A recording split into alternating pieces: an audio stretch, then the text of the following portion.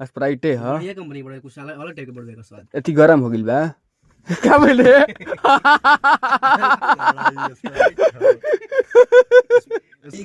हाँ यह के तो पुराना याद हटे हमनी के गांव के अभी कुल कहां देखे के मिलता है।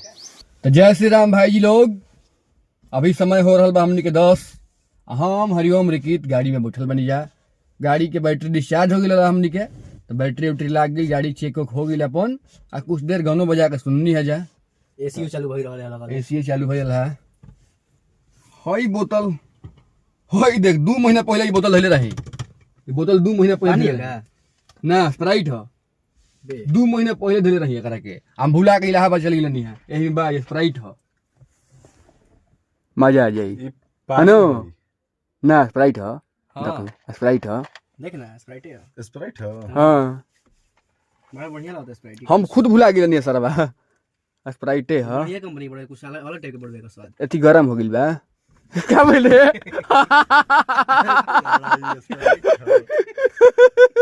स्प्राइट हटे हां लेकिन एथी हो गइल बा एकर एक्सपायरी डेट आ गेल बा। एक्सपायरी डेट आ गइल बे हां देख तो लागत तब एक्सपायरी डेट लगा लेकिन ठीक रही के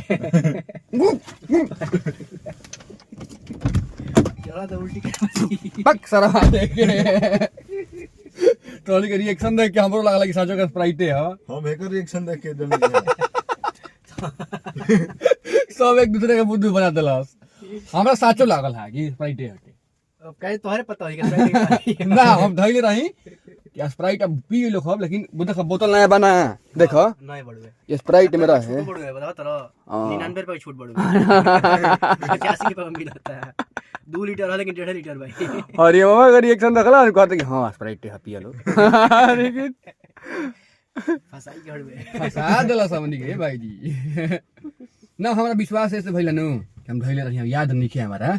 भले बाद में हम फिर पानी भर के रखले हो खब, लेकिन एक गजीब स्वाद बिगाड़ देलस मन मुंह का टेस्ट खराब कर देलस। रिकिता का असली बिगड़ला काकि तो पूरा हर बार मूठ पियलस ई जला तो साचो का स्प्राइट हटे तो के ले ला फिर दोबारा मिली ना चले पानी निकल गेला। अब फिर हमरा कने बुरबक मार देलस हा कहते के स्प्राइट होत नहीं गरम हो गेल बा। यो कुछ नहीं हाय रे दादा तो ये बात बा भाई जी लोग। तब जातन जी हमने के नाश्ता वास्ता कइल जाओ। नाश्ता के कइले बा रिकित? अभी हम नाश्ता नहीं किया। नाश्ता अभी क्यों नहीं कइले? नाश्ता हमू नहीं कइले भाई जी लोग। तो नाश्ता कइल जाओ फिर आ दोपहर नाश्ता जाओ। हाँ नाश्ता वास्ता कइला के बाद फिर दोपहर में एके संगे बैठब हमने के सब भाई आ तब औरी मस्ती कइली, मजा कइल जाई। यही खातिर तो हम इलाहाबाद से बचाइन रही हरिओम। हम बचाइन नहीं पूरा आवे खातिर, लेकिन क्या करबो अब जाए के बाद 20 दिन 15-20 दिन बाद जाइब और ओकर बाद 10 दिन 12 दिन बाद है भाई। तो ठीक बा भाई जी लोग चलो जाओ अभी दोपहर में मिलल जाई। दोपहर दोपहर में मिलल जाई हाँ बढ़िया से। बोला तब का हाल बा? माथा का दवाई खा के बड़ा हैं हई इनकर कपार दर्द करता है भाई जी लोग। तो ई माथा का दवाई खकाइल बड़े हमन के माथा का दर्द कबरले बड़े। जा हो दादा जा। यहाँ का मामा गाँव पानेपुर ह 2 नंबर वार्ड से जी। इनकर ये उपाय है भाई जहाँ बकर बकर बकर बकर करते रहे बस कैमरा ऑन कर दो। फेसबुक पे डालो, फेसबुक पे जाई सीधे आ सोनुओ भैया का दिखाई वायरल करेंगे रुका तरह के वायरल करतनी हम रुका रुका सर ना नहीं है सर ना संतोष पागल लगा तरह कर दन जानू ए भैया भैया रे। तो हमनी के खा पी के भाई जी लोग आराम करतन जाइए रिकित के दलान में। हरिओम भी बाड़े रिकित भी बाड़े खुश मने रिकित आज खूब खुश बने। पापड़ो मिल गेल इंगरा आ सुशील भैया हमनी के एगो गेट बेचे खातिर बोले रहे हैं आ जब किने खातिर आ गिला से गाड़ी उड़ी लेके तो उनकर बाबूजी कहत रहे कि तू 30 के कल रहा 20 के थोड़ी कल रहा। अब फोन करके हमरा से कहत रहे कि अरे मर्दे कहत रहे कि तू 20 के निकल 30 के निकल रहा है 20 के रहता था। हाँ वो कहता रहा था किने वाला पास ना महाराज हमनी तो 20 के कल बन जा। तब वो कनी के टेंशन में पड़ल बा कि 400 रुपये लगा के गाड़ी ले बन जा असाई खाली हाथ कैसे चल जाइए भाई 30 के 20 के बाद 30-20 पे कंफ्यूजन हो गई। अब सुशील भैया हमने डिस्टर्ब हो गई बना बेचारे। टेंशन हो गया। अब उनको को बुलाओ तन जा तनी उनको रिएक्शन दिखाओ के कोशिश करब जा, अगर आ जाई है तब का हो। हमार निकलत के हैं अभी। अब अभी इतना टेंशन में होई है ऊ तू आ ना पाई है। कोई तो टेंशन नहीं, पता ही चला उतर बगीचा में बैठनी है तो लगल है पता ही जरा मैं बटोर के बताई ठंडा का दिन हो, गर्मी के दिन में पता ही जरा उतर है खतरे सफाई करता नहीं तू पता ही साफ करे के चक्कर में मैं पूरा फसल साफ कर देबो और कहूं पागल नहीं सा गेहूं के तू आगी के दमक पर साफ कर देबो ना रिकी तो ठीक है बा कुछ ठीक हो नहीं खेला करते हरी। ऐसा मौसम हो गया भाई जी लोग ई मौसम में बड़ा बौरा के हाल हो जाला। नींद लगला बड़ा भी जो नींद लगेला ऊपर से घाम इतना तगड़ा लूक बहेला गर्मी लगेला कुछ ठीक हो ना लगेला। वो खेले में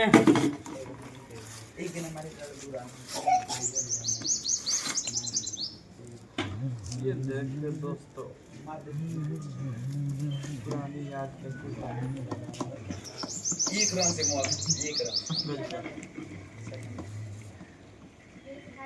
इहो बारे में करबा का। हाँ यह तो पुराना याद हटे हमनी के गांव के, अभी कुछ कहाँ देखे के मिलता है। यह खाटी बिनल कहाँ लुकता है। पुरानी यादें ताजा हो रही हैं यहाँ पे। खाटी बिना था ठकुरी भैया बिना तरह खाटी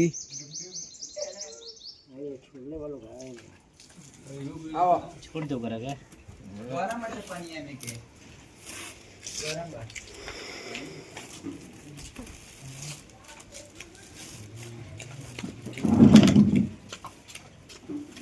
अब लगले शरबत घुराई अनमोल पी हैं। हाँ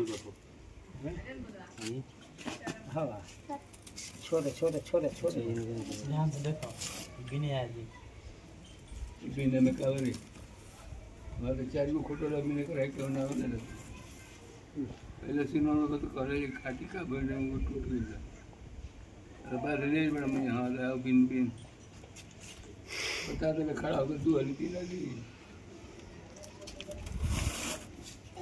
दक्षती बंद कर दी अपने बंद करना भाई खतिया में नो दोनों लोग बना दी तो बिना जी सारा खेल टेक्निक के भाई जब ये खाली सीख लेला तो हो जाई। 6 रुपए को बिनवावल जी विशाल सीख लो ये सही खिंचबे कर बखल सा जे समय समय के समय के बे हां देखा है खिंचाए गौरी देखा तो ऐसे ही नु खाटी बिनाला असली वाह रे विशाल वाह ये पर हाथी से मार दिया सर दे बैठ रहे तब प्यार। ये हमारा गांव के हीरो है, नाइजीरिया से आइल बा। तो द्वार पर भाई लोग खाटी बिना तार वो सब देख लेनी जन हो। ये सब गांव के सुंदरता है, पहले बहुत देखे के मिलत रहे काहे कि पहले तो ये सब रेडीमेड खाटी थोड़ी आवत रहे। पहले ऐसे ही हाथ से मैन मेड आदमी बनावत रहे अपना हाथ से खुदे आऊ खाटी में जब मजा रहे तो कौनो ना रहे। आ एगो चिड़वा सब हम देखावत नहीं हई देखी हई हितवा घोड़ा बेच के सुतल बड़ा सा लागत कि आज बूट के खेत में काम के लिए खो आयो बूट के खेत में काम के लिए बा। रिकीत बैंड बाजा बुलावे के परिकार है तोरा कुंभकर्ण लेखा जगह खातिर है। पेट सुरा सूती रहल बड़ा सा ई सही चीज नहीं है। हई जवानी में भाई जी लोग काम करे के उम्र में आराम फरमाओ तो सही बढ़िया चीज बा। रउए सब बताई जा बा बढ़िया चीज है।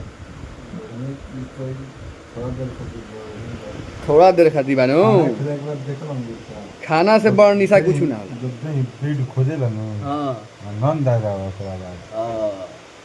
आनंद कहिए न करला का करबरी की तो अगर मुंह भइल त गोभी के खड़ी लेखा तो मुंह हो गेल आई रे दादा आई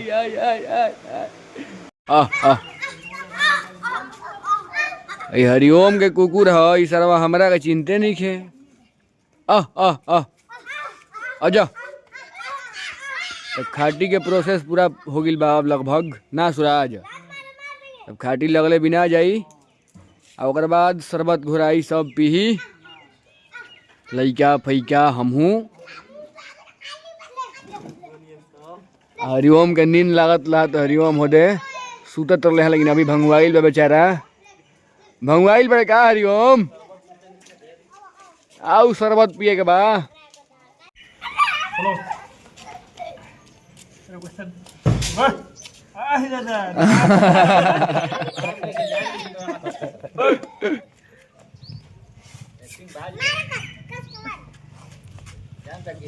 जी रसियन हथियार हो AK-47 रेडी हो रहा बा। ठीक है भाई जी लोग, फिर काल मिला जी नया ब्लॉग में नई उम्मीद नई शुरुआत के साथ। फिलहाल के लिए जय श्री राम। जिया जिया हो जिया जिया हो बिहार के लाल।